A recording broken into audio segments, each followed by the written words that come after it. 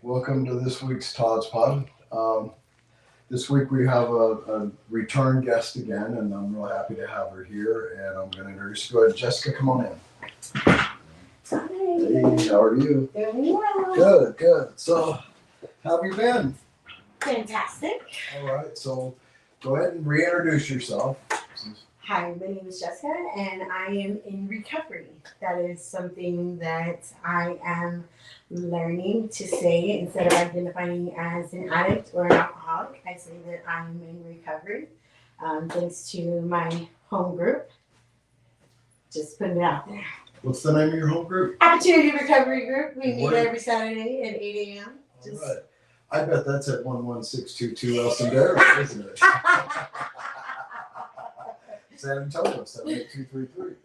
So you like Opportunity Recovery Group? I do. You I do. really do. Okay. Well, I'm glad. I'm glad you do. It is also my home group, so definitely I do enjoy it. It's a little different, but I think that's what makes it so cool. Anyway, so Jessica, what have you been up to? As I don't know if you all remember or not, but I just started probation. And one of the requirements for my probation is intensive outpatient program. Okay. I always want to say treatment, but that's I googled it. That's not correct. I just call it IOP. So Okay. Cool. I am going to be starting on Monday. Yeah. And what that looks like, and it's a little different for me because I have been clean and sober for 6 years now. What I'm hoping to get out of it is the information that I need to further help the next person that I can. Okay, cool. So tools. Tools. More tools. Most definitely. I definitely enjoy stuff like that. I'm always loving to learn more stuff, especially about recovery, because it's funny because there's those little tidbits of things that you never think about, and then somebody's you get a guy that's got like a day sober, 2 days sober, he walks into a meeting, right, and then he says something like, "Oh my God, I never thought of that." So it doesn't matter the amount of sobriety that you have. Everybody has something to bring to the table. And so I definitely enjoy learning and continuing to learn as we go. So one thing I did want to talk about and kind of get your opinion on. Are you aware that out of the 450 beds, somewhere right at 450 beds that were publicly funded here in San Antonio that were beds for recovery, for long-term recovery, we lost 265 of those? No. Yes, that's 64% of all the publicly funded recovery beds in San Antonio gone. And COVID, of course, is a big player in that. And so I noticed at my previous job that I could tell that there wasn't as much out there as what we needed. And I believe we could have 1,000 beds and still wouldn't be enough. I mean, I just think that there's almost an unlimited need for people to get recovery, to get better, right? But I noticed that the bed counts were going down, and we had nowhere to put people. We would tell people, hey, if somebody, coming out of Bexar County Jail, for instance, they're like, oh, they're ready to get recovery. I'm like, well, okay, we'll get you in there in a couple weeks. Right. We lose those people because anybody and everybody that's in recovery knows that if you're ready to get sober and I tell you, hey, wait 2 weeks, come see me in 2 weeks, that doesn't work. Even in the situation where I was at, where we could actually engage with them some, but the true, rubber hits the road recovery stuff, there just was no availability of resources, and so we had to wait until a bed came available, and I'd say we lost a lot of people. In that process. So what Opportunity Recovery Group is doing now is we have secured a place where we're going to be able to put 80 men's beds to begin with, and we plan on expanding into doing women and possibly women with kids down the road, maybe 6 months down the road. That would be great. But our goal is to replace those beds that have been lost, those publicly funded beds. These are going to be beds that people the restrictions as far as like, if you wanted to go to a privately funded inpatient recovery setting, without good insurance, you can't do that. Right. So what we're going to do through our nonprofit is we will get people engaged and give them a safe place to stay. Basically, we're calling it the IHRP program, which is in-house recovery program. Okay. Because there used to be a program here in San Antonio called the IHRP program. They stopped that program in 2018, but it had fantastic numbers. It was a very intensive program, and so we've always wanted to try to bring that back. So we're going to mimic that program, and so our people will have good insurance almost off the bat. We won't. We're not talking about insurance that's not good. We're talking about insurance where if somebody, because when you're homeless off the street or you're justice involved coming out of jail, things like that, the one thing that you don't have is your physical health. A lot of times, you need medical help, you need mental health, you need all these things, and the insurances that most people get when they're homeless have massive deductibles, and you got to pay $50 per doctor visit, things like that. Well, with our program, the ones we set them up, they're like zero co-pays for doctor visits. That's awesome. People can just go and get what they need, because part of recovery, I believe, is the physical, mental, and all just surrounding somebody with all the things. Because if we get sober and we don't work on our mental health, right? It's going to be hard to stay sober. If we get sober and work on our mental health, but our physical health is declining, that's also going to be another factor. So we're going to try to make sure we get all bases covered, I guess. And so that's what I wanted to talk about. So what do you think about that? You know a little bit about it. So what do you think about this program? I think I didn't know anything about it previously until you had mentioned something. I'm thinking about it as somebody who wasn't in that setting but had been in those separate settings, and how amazing it would have been to automatically get to have a place to get the services that I needed right then and there. Right. Versus, okay, so you checked off a little bit of this, now let's move on to here, and then let's move on to there. You know what I mean? To be able to get what was necessary all at once, to have that even as an option, be like, so that I could think about, what, that is something that I need to work on. Right. Having somewhere to go, period. Having somewhere to go, I'm saying that I'm at my lowest point and I need help. Where can I go? To have that option open, to have somebody that knows about a place to send me, because I'm reaching out and I'm saying that I need help. You know what I mean? Is amazing. So to have more than just jail, more than just pay thousands of dollars that you won't be able to afford anytime soon, Right. in order to seek the services that I need is a big thing. It's a huge thing. Okay, so I know we're limited about talking about the name of the place that you work. I do know that we kind of agreed that we wouldn't throw that out there.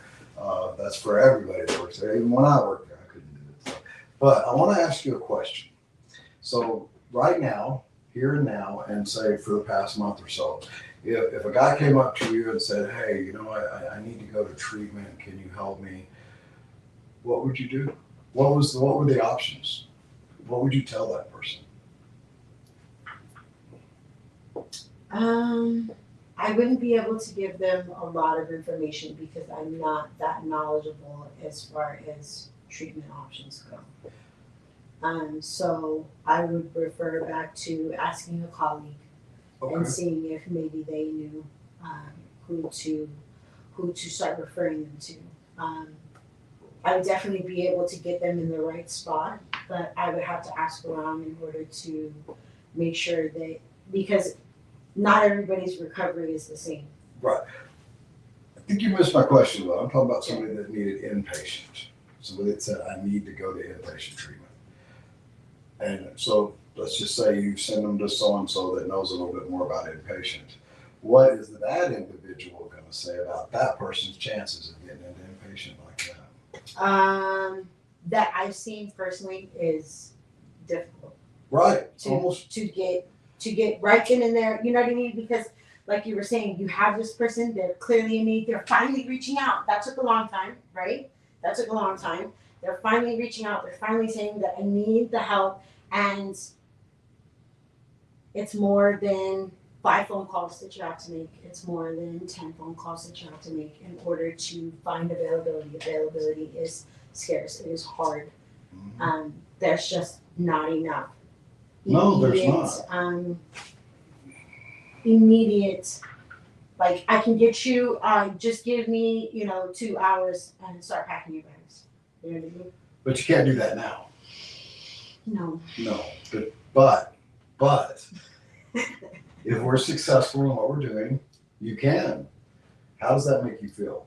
To know that just very recently in the future, when somebody comes and asks you that question, you're going to have an answer. You're going to be able to tell that person, yes, we can do this. To be able to make a phone call, which is what I do every day. I make a phone call to somebody else and I say, hey, this person needs some assistance. Can you help them out?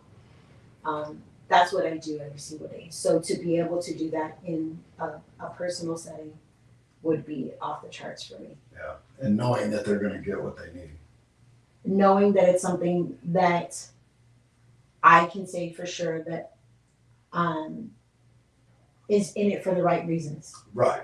That's in it for the person. That this program is tailored toward your best outcome, not best to our numbers.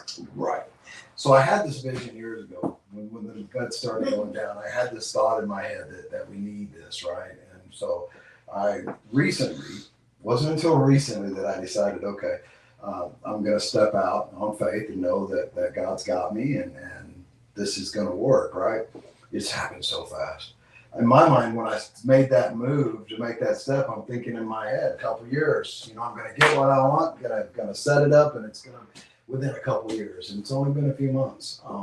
The sad thing about it is, so I'm excited about it, right? And I'm super stoked about it happening, and I'm glad we're getting all these services. I'm glad we're going to have these beds. But then there's that thought in my head, it's not going to be enough. Why? Because I don't think that, it's going to be a definite plus, because we'll take that 64% of the beds that have been lost since COVID, and we'll lower that number to about 20%, right? Which is great. It's fantastic that this is happening, and I'm super excited about it and everything. But then we won't be done. We're still going to need more. I think that that is going to be an ongoing thing for a while, because I think that awareness in the community, awareness among the government, things like that is improving in such a way that I think that they are starting to figure out that, yes, there's a drug problem. And yes, it's people bringing drugs into our country that is a problem. I agree with all those things. And I do identify that as being a problem. But the real problem is the American people, us. Because if we weren't consuming the drugs, right? If we weren't consuming the drugs, I just wasn't doing it. which is a huge, it's a leap. It's never going to get completely eliminated, right? But I see on the horizon that there's more awareness coming around. So we have to keep moving forward. So even though, I guess this message is for more everybody in San Antonio, even though we're going to do this, we're not done there. We're going to have to keep building this thing. So we need support. We need the people to get behind us and say, okay, they believe in recovery. And did you know that there's 240 something thousand people in recovery in San Antonio? Oh, wow. Yeah. And that number is a couple of years old, I think. Yeah, that is a lot of people that are in recovery in San Antonio. So there's a good community here.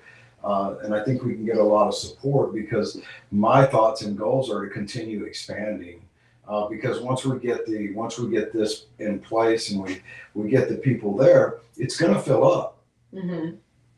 right? Mm-hmm. And once it gets Mm-hmm. full, then we're going to be like, but the difference I think is going to be that you won't see as many people standing on the corner going, screaming at the stars and screaming at the streetlights and just losing their freaking mind because they need help and there's nowhere to get help. Because if you think about it, since COVID and since we started losing all those beds, there's more and more people that are like that are just standing around, that are just like losing their minds, and they're addicted, they're alcoholic, mental health, whatever their situation may be. That number has increased over the last few years. I noticed that right before COVID it was kind of going down. There was not as many people out there like that, but then now the number's going up again, and so we've got to help these people. We have to do what we can do to help these people, right? And I know that it's a daunting thought, especially the amount of money that we need to raise. We need to raise a lot of money.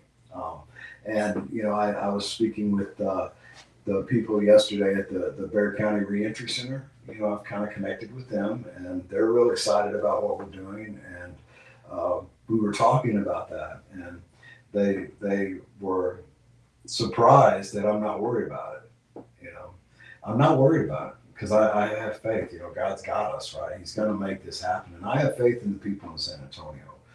I believe that they will step up and they will come and they will assist, because not only are we going to need financial support, right? But then there's when I was in treatment, because I am an alumni of pretty close to the exact same program as IHRP, but you have meetings every night. You have people, so we have to find, hint San Antonio, we have to find people from different groups that are willing to bring what's called an H&I. Oh, okay. To our place. Every night we're going to need an H&I. And then like on the weekends we'll have speaker meetings.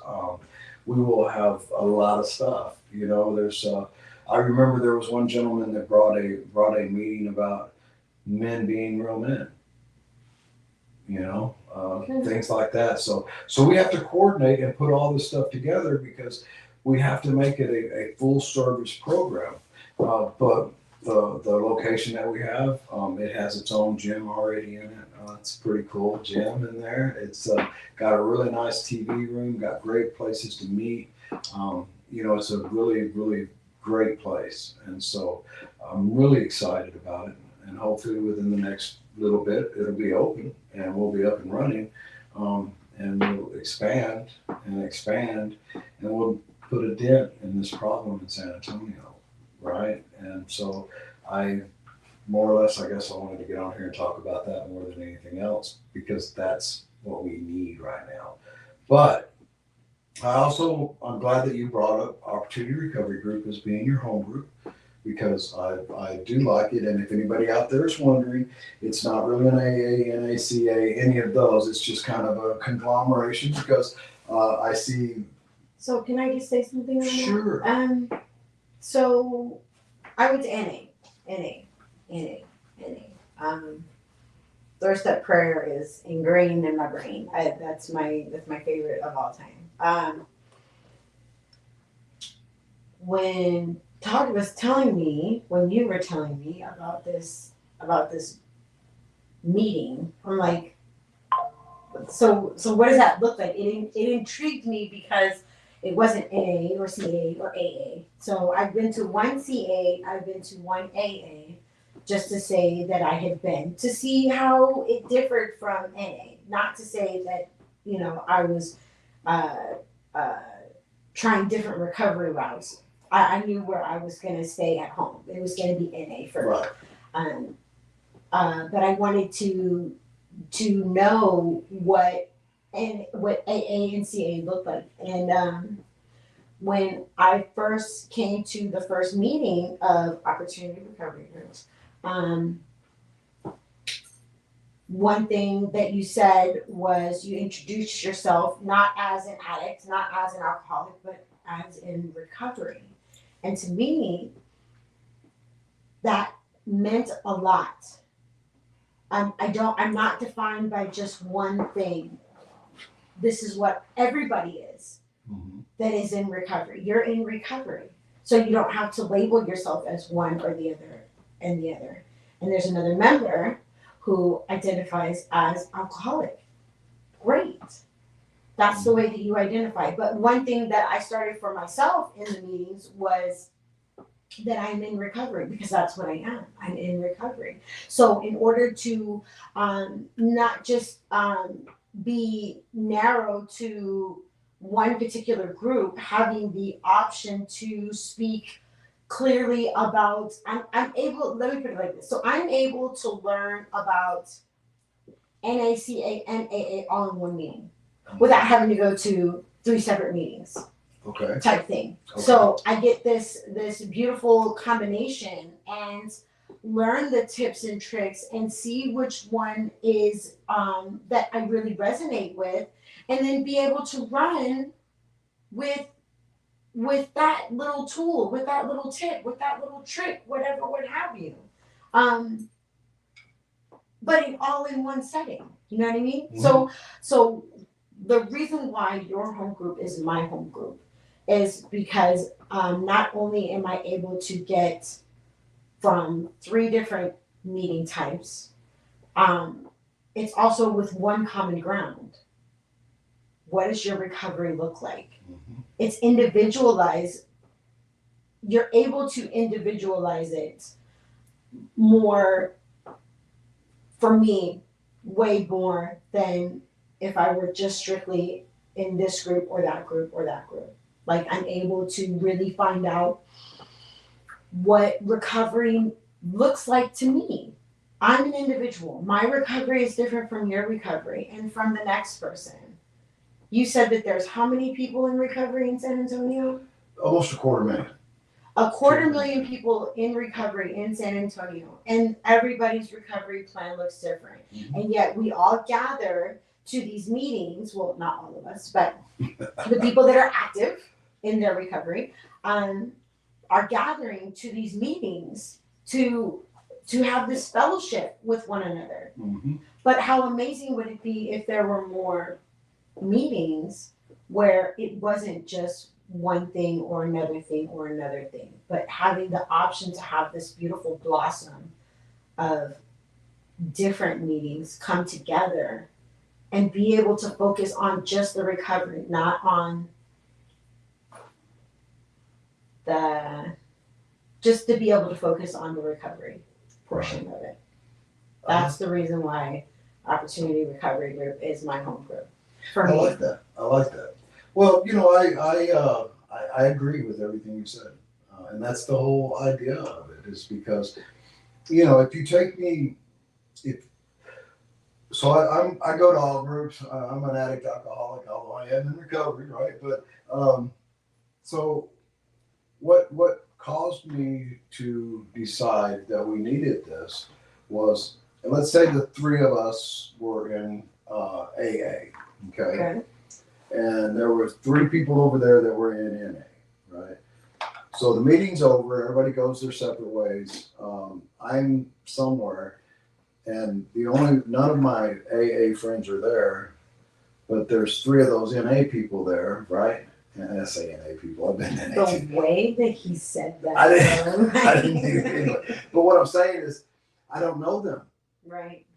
I don't know they're in recovery, right?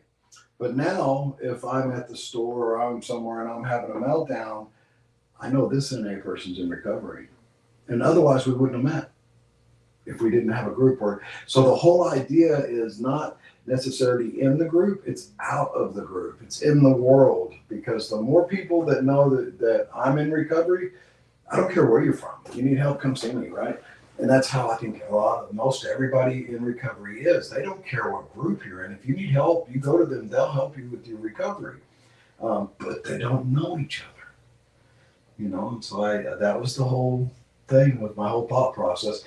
Because where I used to work, okay, there's a lot of dorm settings, right? And I noticed working in that particular situation that there were people from different groups that didn't know each other, and I could see that this guy's an alcoholic and he's having a bad day, Why is he not talking to Joe over there? Because I know Joe's an addict. He's having a bad day. Well, they don't know each other. So that's the whole premise. That's what started it all. Was that right there? I wanted to do that in the dorm so that these guys could know each other and they would know who to lean on. So it's all about everybody leaning on each other, and and so I'm glad that I'm very proud of you calling that your home group. Very proud of me calling that my home group, and I hope that it grows and grows and grows. And the thing is that is going to be, for instance, you take the in-house recovery program that we're going to start. It's not in AACA or any of those things. It's going to be a bit of everything. So we have to be welcoming to everybody, I believe. And like you said, 240,000 people in San Antonio in recovery, and not a single two are alike. Period. They all have their own paths. So yeah, I like that. I like what you said. I appreciate that. I really do. So I just want to let everybody know that you can go on to the Opportunity Recovery Group website, and there's a new tab there where you can actually, that's for IHRP, for that in-house recovery program, where you can actually donate money specifically for that. I know that I'm not trying to self-promote or promote, I guess I am in a way wanting to promote IHRP, and I usually don't use my podcast to do that, but today I am asking for everybody to step up, go to the website, and help us to help others. And any last words from you? Keep coming back. Yeah. Keep coming back. Okay. Well, cool. Thank you for coming. Goodbye. Mm-hmm. All right, everybody. So that's this week's podcast. Stay tuned. Next week, we're going to have another one. And I believe that we're going to start having a Mike and Todd moment that me and Mike are going to do sometime next week. And then also we're going to have that series coming up of Nothing But Stories. Thank you very much. Y'all have a great week.